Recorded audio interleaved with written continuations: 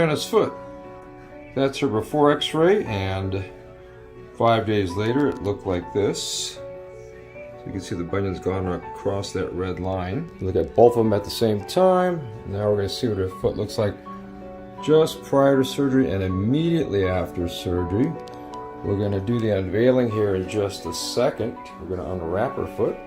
There it is, all bandaged up. And by the way, she had this foot done about 7 weeks ago. And how much pain did you have after surgery? None. And how much pain did you have after your first surgery? None. And you scheduled your first surgery and then scheduled your second surgery 6 weeks exactly from the date of your first. Why'd you do that so fast? It's gonna be summer. It's gonna be summer, and it didn't hurt, and you had a great experience the first time, so you thought, well, I'll just get it done and over with, right? Yeah. We're gonna take people back through time to see how she got to where she is today from the day of surgery. All right, we're just about to go into the operating room. This is Miranda's foot. She just had her other foot done, how many weeks ago? 6 weeks ago? 6 weeks ago. She's so excited about her results that she's going in for the next foot. All right. She's a little shy right now. Yeah. You want to count to like 20 for me? 1, 2. 6, 7.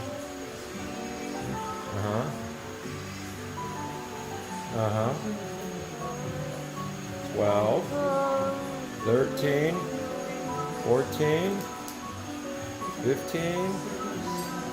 No?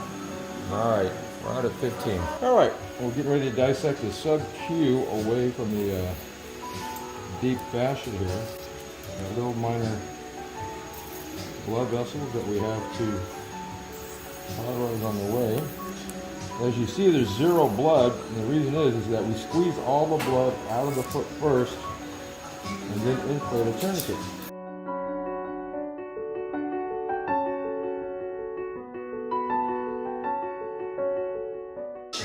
It comes off very delicately. This is probably one technique that I created myself. I don't know of anybody who actually dissects quite like this to preserve all of the neurovascular structures.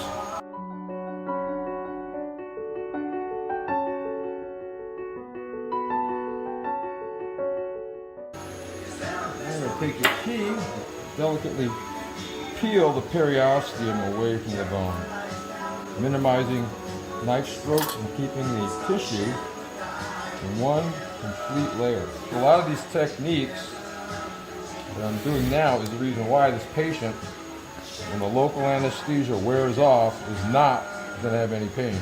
So now we're ready to take a knife and just simply cut the deep fascia away from the bone.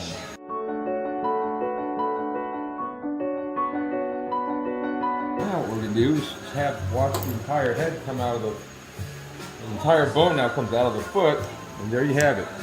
So all this area from right here, that little groove right there, all the way back here is the entire bunion. Now, all you have to do is shave it off.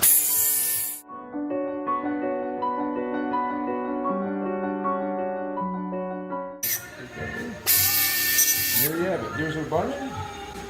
Show it. There you go. That's it. You see the side of the bone's nice and smooth.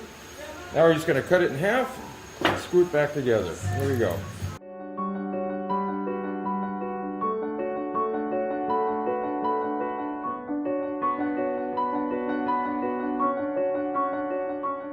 As you see, I just took out a perfectly symmetrical wedge of bone right here. Look at that.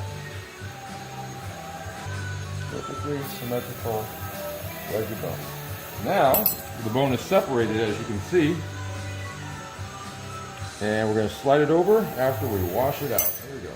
All right, okay, so what we did was we cut the bone in half in a V shape and took out that wedge and shifted it over and then screwed it back together. And you can see the screw there, and you can see both sides of the head. I actually polished it smooth on both sides, top and bottom, left and right.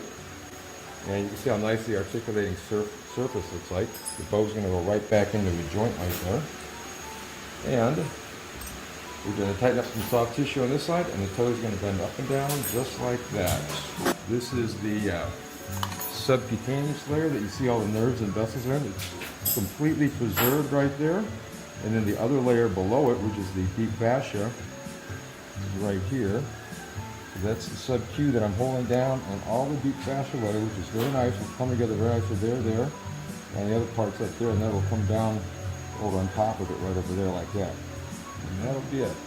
Alright, so as you can see here, just closed up the deep fascia layer. There's stitches right along here, and actually down here, all the way up to here, all the way over to that area right here.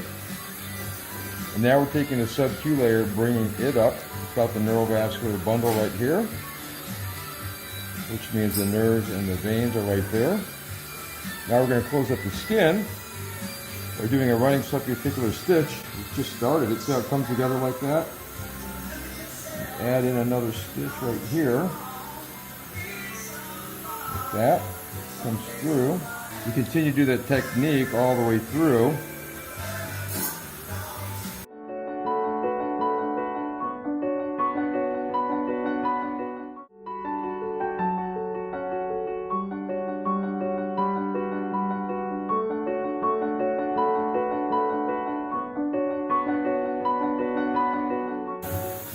There it is.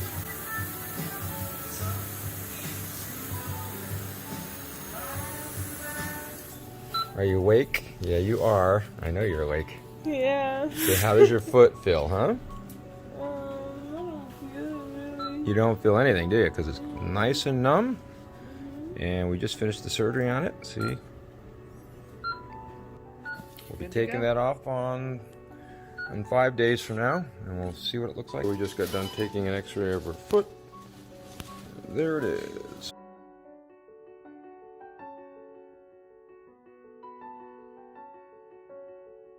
Doesn't that look amazing? There's your before and after picture. Oh my gosh, Yeah, yes. right? This is Ariana's foot from before surgery. You can see how much bone sticks off to the left of the line right there. And that's what her foot looked like just before surgery. And then after surgery, it looked like this. And that's what her x-ray looks like there. And what did she say about how much pain she had right after surgery when the numbness wore off without taking any pain medication? None. Zero. Zero pain. And no complaints. And there's her foot. She's just wrapped it up. Happy? Yeah. Well, she's got her boot on. There it is. All right, let's see you walk on it. Okay. All right, it's just 5 days after surgery. So you walk on that. Okay, so that's her driving shoe now, that one that she's carrying. You can see that she's walking just fine. Boot looks good, putting weight on it, fantastic. And you're gonna come back and see me in a week, okay? Okay. All right.